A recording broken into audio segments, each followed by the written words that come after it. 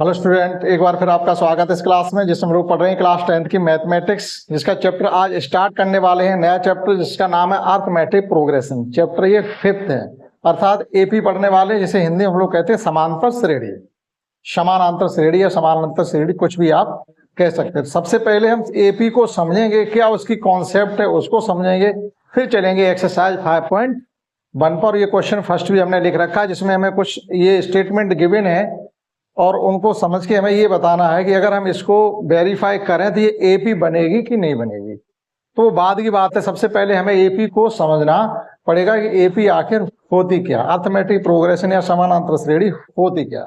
बहुत ही आसान है इसे समझने के लिए।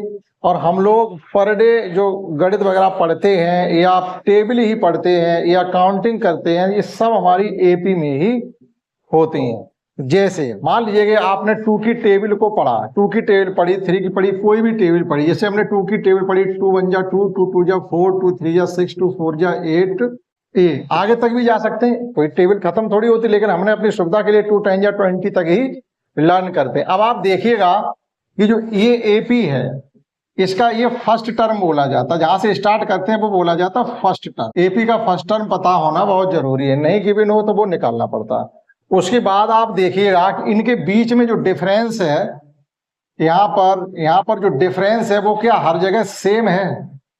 अगर हर जगह डिफरेंस सेम आ रहा है तो ये एपी है। जैसे अगर आप सेकंड टर्म से फर्स्ट टर्म को माइनस के 4 - 2 2 बच गया, 6 - 4 2 बच गया, 8 - 6 2 बच गया, 10 - 8 2 बच गया, 12 - 2 8 10, यहाँ भी 2 आ रहा था। ये देखिएगा कि आप जो सक्सेसिव टर्म है उसमें से उससे प्रीसीडिंग टर्म को अगर माइनस करते हैं तो एक आपको सेम कॉमन डिफरेंस मिल रहा है। ये कॉमन डिफरेंस बोला जाता है। कॉमन डिफरेंस निकालने का जो तरीका है, कॉमन डिफरेंस वो क्या होता है, जैसे T2 - T1, T3 - T2, T4 - T3, यानी अगले टर्म से या पिछले टर्म को माइनस करेंगे तो जो कॉमन डिफरेंस अगर हर जगह एक जैसा आ रहा है, जैसे यहाँ पर भी 2 आ रहा है, यहाँ पर भी 2 आ रहा है, यहाँ पर भी 2 आ रहा है, तो एक जैसा कॉमन डिफरेंस अगर आ रहा है तो वो ही हमारी एपी होती है। बस इतनी सी बात है। कॉमन डिफरेंस हमारा पॉजिटिव भी हो सकता है, नेगेटिव भी हो सकता है और जीरो, कुछ भी कॉमन डिफरेंस हो सकता है। ऐसा नहीं है कि नेगेटिव नहीं हो सकता, कॉमन डिफरेंस नेगेटिव भी हो सकता है, कॉमन डिफरेंस जीरो भी हो सकता है और कॉमन डिफरेंस हमारा पॉजिटिव भी हो सकता है। हम लोग गिनती लिखते हैं, काउंटिंग, जैसे 1 2 3। अब आप देखिएगा सभी नंबर, अगला नंबर जो हमको मिल रहा है वो +1 करके मिल रहा है। 2 में +1 करेंगे तो 3 आ रहा है, 3 में +1 करेंगे तो 4 आ रहा है, 4 में +1 करेंगे तो 5 आ रहा है।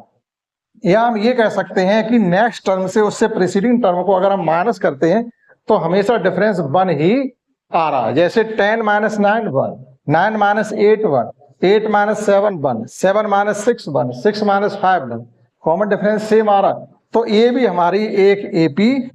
बस एपी का पता करने का यही तरीका है कि जो सभी टर्म के बीच का आप, अब ये नहीं है कि आपने क्या किया, यहाँ 6 लिखा हुआ और यहाँ 4 लिखा हुआ और इनका डिफरेंस क्या आया 2, फिर आपने देखा यहाँ 8 है, यहाँ 7, इनके बीच का डिफरेंस क्या आया 1।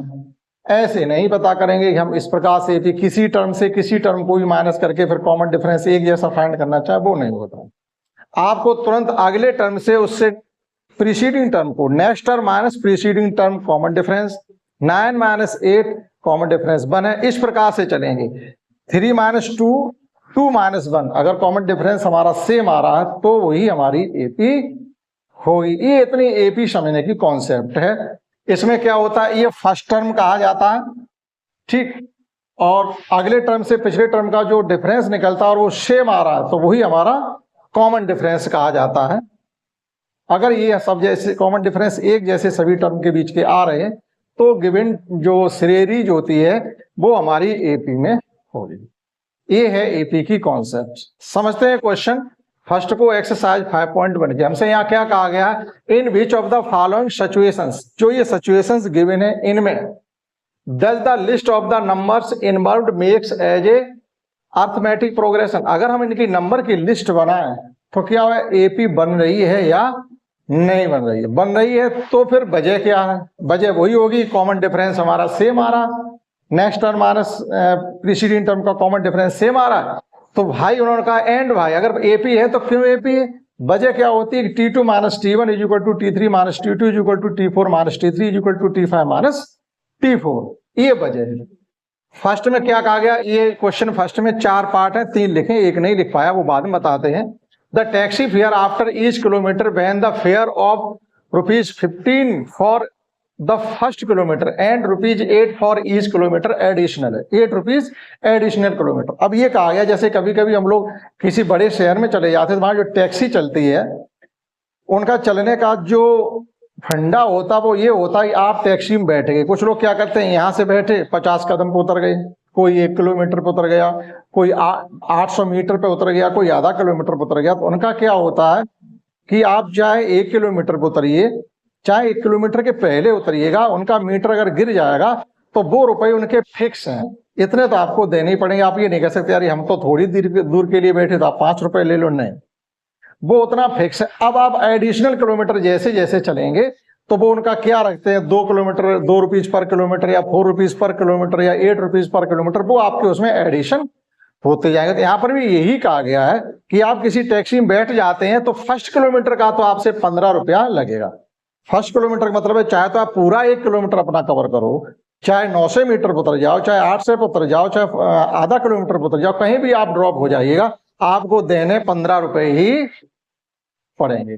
अब अगर आप आगे चलते हो, मान लीजिए फिर आप 4 किलोमीटर और चले तो आपको कितना फेयर देना पड़ेगा। फर्स्ट किलोमीटर का 15 है, कितने किलोमीटर बचे, 4, 3 किलोमीटर, तो 3 किलोमीटर का हो जाएगा। फिर हर किलोमीटर में ₹8 को इंक्रीज कर रहा है, तो 3 किलोमीटर रुपीज हो गए 24 प्लस 15, दैट इज आपको जो पे करना पड़ेगा वो ₹39 पे करना पड़ेगा। अब इसी को जो हम नंबर पर लिस्ट करते हैं, यानी नंबरिंग इसकी करते हैं, तो देखते हैं एपी बनती है कि नहीं बनती, आइए समझते हैं। तो फर्स्ट का हम लिखेंगे फेयर फॉर फर्स्ट किलोमीटर, तो फर्स्ट किलोमीटर का फेयर जो है वो ₹15 है, एडिशनल फेयर फॉर पर किलोमीटर, और जो एडिशनल फेयर पर किलोमीटर का वो 8 है। अब आप मान लीजिएगा कि डिस्टेंस आप ये कवर कर रहे हैं, इस डिस्टेंस को हम किलोमीटर में डिवाइड करते हैं जैसे, और आप जाकर के यहाँ पर ड्रॉप हो जाते हैं कि पॉइंट ए से आप बैठे थे और पॉइंट बी पर आप ड्रॉप हो गए। तो ये किलोमीटर कितने हैं, 1 2 3 4 5 6 7 8 किलोमीटर मान लीजिए आपने डिस्टेंस कवर की है। इसमें ऐसा कहा नहीं गया, लेकिन हम ये सपोज करके चलते हैं कि 8 किलोमीटर डिस्टेंस कवर की जा रही है। तो देखिएगा ये जो फर्स्ट किलोमीटर है इसका तो उन्होंने कह दिया आपको ₹15 ही देने पड़ेंगे। अब आप जैसे जैसे आगे बढ़ेंगे, जितने किलोमीटर आप बढ़ते चले जाएंगे, 15 में ₹8 का एडिशन होता चला जाएगा। तो देखिएगा इसका 8 किलोमीटर आगे बढ़े आप, इसका 8 किलोमीटर और आगे बढ़े, इसका ₹8, तो ये ₹8 आपके इस प्रकार से एडिशन होते चले जाएंगे। तो देखिएगा क्या जो लिस्ट बनाते हैं कि एपी में आ रही है कि नहीं आ रही है। तो ये 15 हो गया पहला नंबर।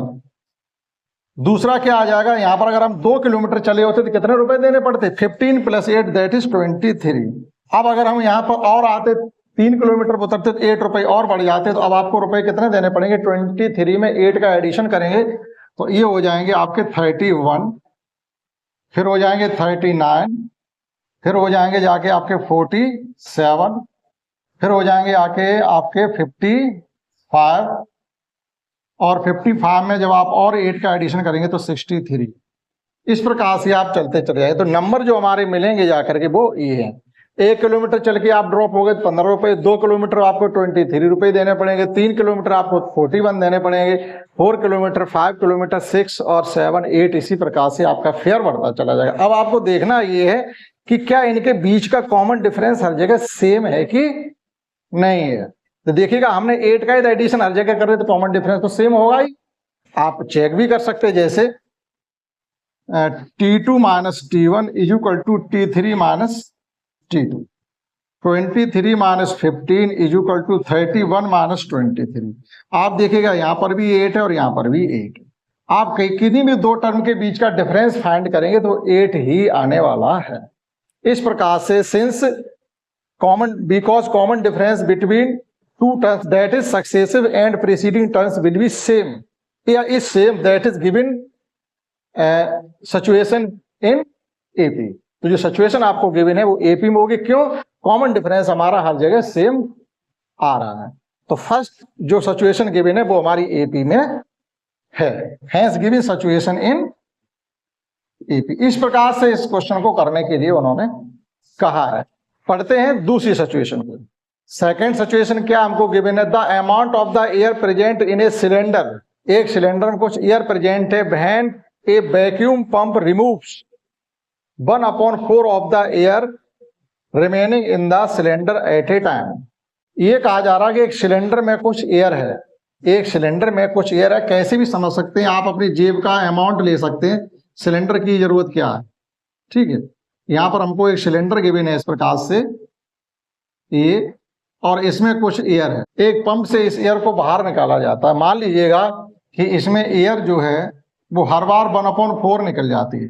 हम ये मान के चलते हैं सिलेंडर में 32 लीटर एयर है, एयर का जो अमाउंट है वो हमने 32, आप कुछ भी मान लीजिएगा समझने के लिए केवल 32 है।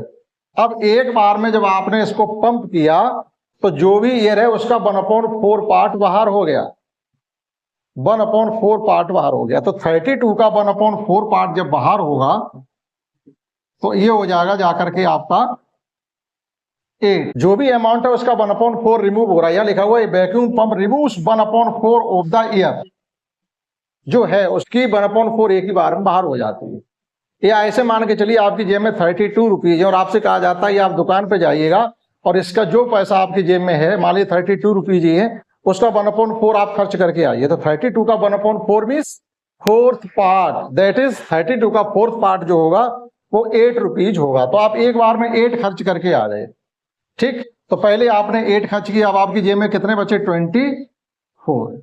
अब आपसे कहा जा रहा फिर इसका 8 खर्च करके आओ, इसका 8, तो पहले हमारी जेब में 32 थे तो अब कितने बच गए, 24। अब देखिएगा 24 का फिर हमने कहा 1/4 खर्च करके आइए, तो अब की बार आप 6 खर्च करके आने वाले हैं। तो हमारी उसमें जेब में या सिलेंडर में गैस कितनी बचेगी, वो बचेगी 18।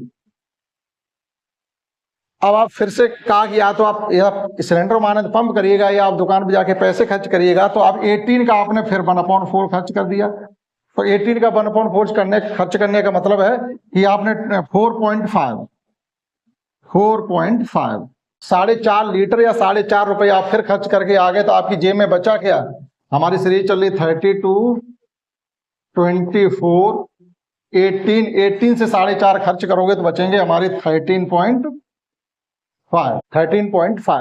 ये बच गया। अब आप ज्यादा आगे न चले, ज्यादा आगे ना चले, चीज हमारी यहीं से क्लियर हो गई है। आपको देखना क्या है कि इनके बीच का डिफरेंस हर जगह सेम है क्या, हमें ये डिफरेंस देखना है। ये हमारे सिलेंडर में 32 लीटर गैस थी, एक बार पंप किया 1/4 पार्ट बाहर 24 बचा, फिर हमने पंप किया 1/4 पार्ट बाहर 18 बचा, फिर हमने पंप किया 1/4 पार्ट बाहर 13.5 बचा। क्या हर बार पंप करने से same amount of gas out हो रही थी क्या, नहीं हो रही है। पहली बार में 8 लीटर हुई, दूसरी बार में 6 लीटर हुई, तीसरी बार में 4.5 लीटर हुई और चौथी बार में इससे भी कम होगी। तो ये जो कॉमन डिफरेंस हमारा आ रहा है वो हर जगह सेम नहीं आ रहा है। आपको यही लैंग्वेज अपने शब्दों में लिख देनी है इसके आंसर में, और ज्यादा कुछ भी नहीं है। तो देखिएगा जो कॉमन डिफरेंस हमारा आ रहा है, यहाँ पर 8 आ रहा है, यहाँ 6 आ रहा है, यहाँ 4.5 आ रहा है, और आगे जो टर्म होगा यहाँ पर वो इससे भी कम होगा। तो ये क्या नंबर एक जैसे हैं, नहीं है। इसका मतलब है given situation is not in AP. तो सेकंड को हम समझ पाए किस प्रकार से हमें करना है। अब ये जरूरी नहीं कि जैसे हमने आपको समझाया कि आप ऐसे ही लिखें, आप कैसे भी अपनी बात को अपने शब्दों में समझाएंगे तो आपको ज्यादा अच्छा लगेगा कि हाँ हमने चीज समझ पाई है, अगर आप इसको लिखेंगे तो। देखते हैं इसका थर्ड सिचुएशन क्या है। The cost of the digging a well after every metre of digging when its cost ₹150 for the first metre and arises by 50 for, जैसे अभी क्वेश्चन हमने ये फर्स्ट किया था सेम इस पे है, वहां फर्स्ट किलोमीटर जाने के लिए आपको 15 पे करना पड़ रहा था, फिर पर किलोमीटर की जो एडिशन हो रहा था वो 8 रुपये हो रहा था। एक आपसे कुआं खुदवाया जा रहा है जैसे, अब आपसे कहा जा रहा है थर्ड में कि आप इस प्रकार से एक बेल टाइप गड्ढा खोदिएगा। बेल का मतलब कुआं है ये, और ये इसके मीटर बना दिए हमने, 1 metre, 2 metre, 3 metre, 4 metre, 5 metre, 6 metre और 7 मीटर।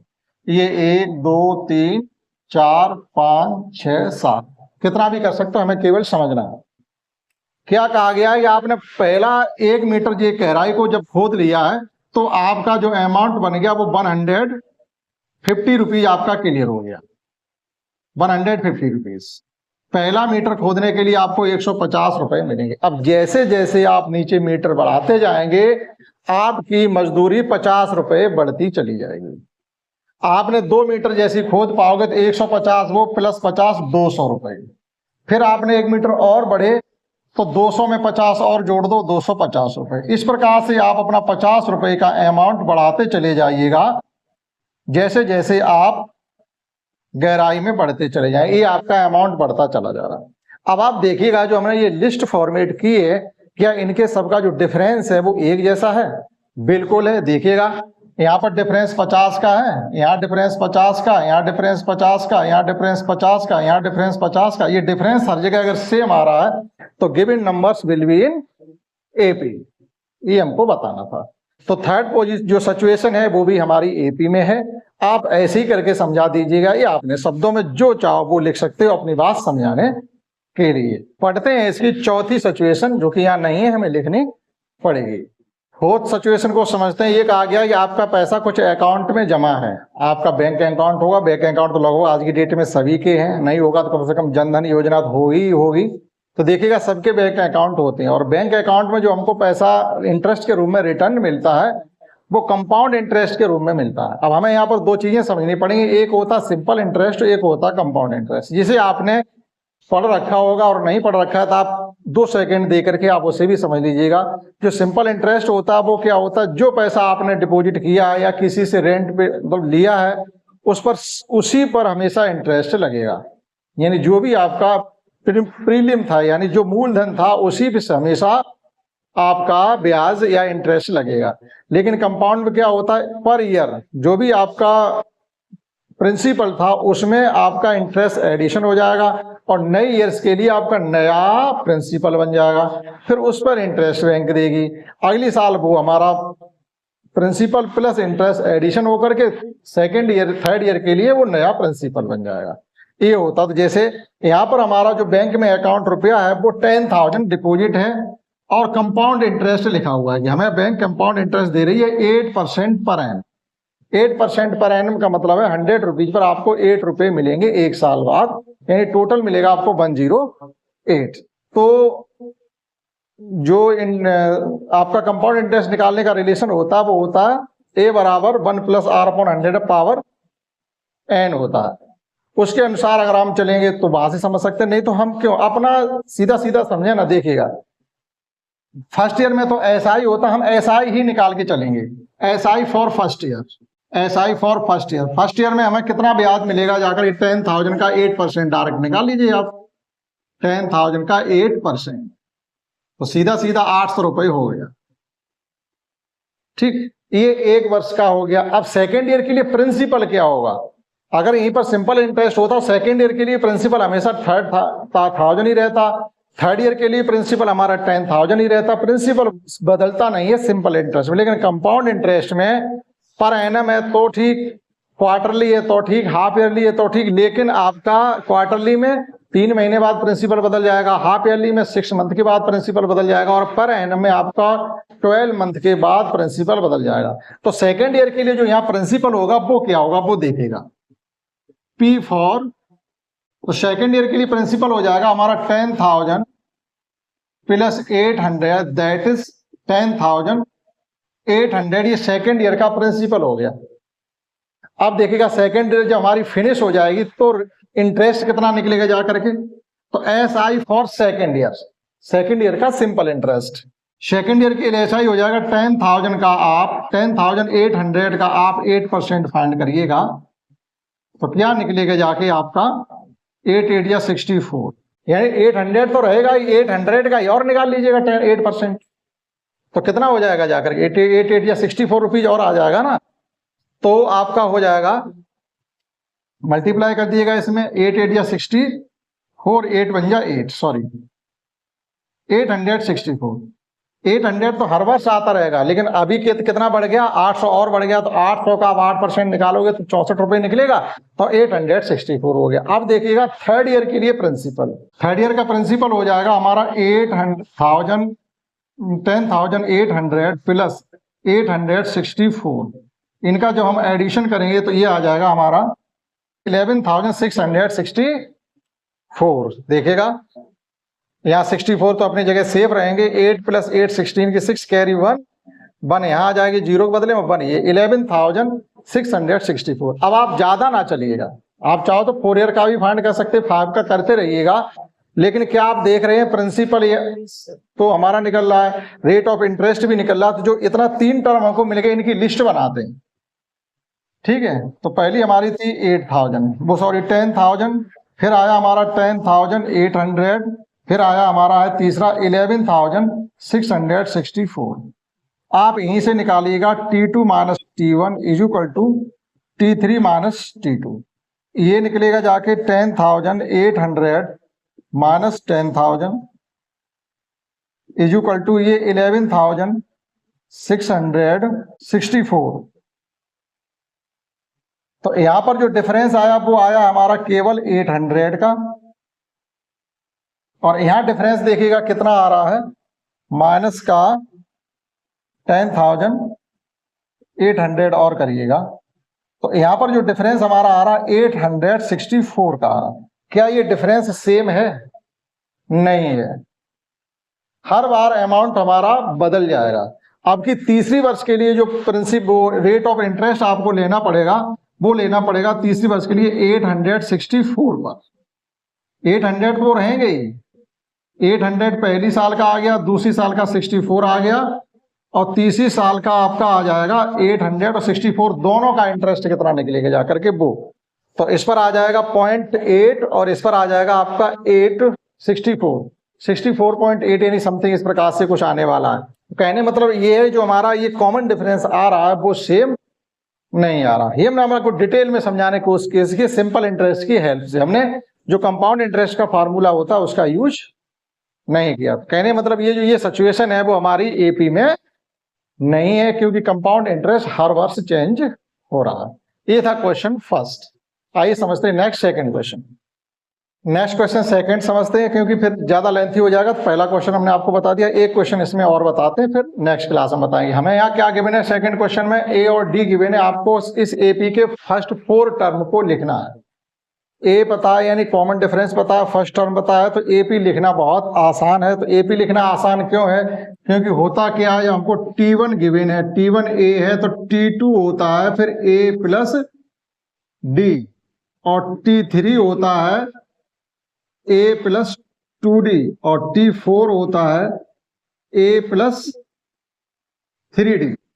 यहां तक हमको एपी लिखनी। एक तो ये तरीका हो गया, नहीं तो दूसरा क्या है, आप डायरेक्ट भी कर सकते हैं कि फर्स्ट टर्म हमको गिवन ही है, फर्स्ट टर्म हमको गिवन है ए, तो सेकंड टर्म T2 फाइंड करने के लिए A प्लस D करेंगे, यानी T1 प्लस D, और T3 लिखने के लिए करेंगे T2 प्लस D। आप D में मल्टीप्लाई ना करो, केवल D ही एडिशन करना चाहते हो तो T2 ले लीजिएगा, तो T2 ले लीजिएगा। देखो यहाँ पर हमने पहले T A मतलब गिवन T है वही T1 ही है, A मान लिया हमने। T2 फाइंड करने के लिए उसी T1 में A D एडिशन करेंगे, फिर D में मल्टीप्लाई करते चले जा रहे हैं। पहले एक तरीके से यहाँ पर क्या था 0D 0 1 2 3 अगर T4 फाइंड करना है तो D3 तक 3D तक जाएंगे, D5 फाइंड करना हो तो A प्लस 4D तक जाएंगे, एक कम होता है। और नहीं तो अगर आप केवल D का ही एडिशन करना चाहते हैं तो अब जैसे T4 फाइंड करना तो हमें यहाँ पर क्या लेके चलेंगे T3 प्लस D, हमें T3 में D का एडिशन करेंगे। और अगर हमें T5 फाइंड करना हो तो T4 में D का एडिशन करेंगे, और T6 फाइंड करना हो तो T5 में D का एडिशन करेंगे। आप जो मेथड लगाना चाहते हो उससे हम इसकी एपी फाइंड कर सकते हैं। समझिएगा फर्स्ट में क्या हमको गिवन है, फर्स्ट में A इज इक्वल टू 10 है और D इज इक्वल टू भी 10 है, तो एपी क्या हो जाएगी, फर्स्ट टर्म हमारा 10 है, इस हिसाब से चलिएगा, हर टर्म में 10 का एडिशन करते चले जाओ। इसमें 10 का एडिशन करेंगे 20, इसमें 10 का एडिशन करेंगे 30, फिर इसमें 10 का एडिशन करेंगे 40, फिर इसमें 10 का एडिशन करेंगे 50, फिर इसमें 10 का एडिशन करेंगे 60 एंड सो ऑन। लिखे एपी, सिंपल है। ठीक, तो ये मेथड से हमने कर दिया, आप चाहो तो इस मेथड से भी कर सकते हो। इसी प्रकार से देखिएगा सेकंड में हमें a इक्वल टू -2 गिवन है और d इक्वल टू 0 गिवन है, तो इसकी एपी क्या हो जाएगी, -2, इसमें d का एडिशन करेंगे -2, d का एडिशन करेंगे -2, d का एडिशन करेंगे -2। तो यहां जब d -2 ही आ रही है, हमने क्या कहा था शुरू में कि जो कॉमन डिफरेंस है पॉजिटिव, नेगेटिव, जीरो, तीनों कंडीशन पॉसिबल है। तो यहाँ जो हमारा जो कॉमन डिफरेंस 0 है तो टर्म वही आते रहेंगे, कोई नया टर्म आने वाला ही नहीं है। थर्ड में a इक्वल टू गिवन है हमको 4 और d इक्वल टू गिवन है -3। तो देखिएगा AP क्या हो जाएगी 4।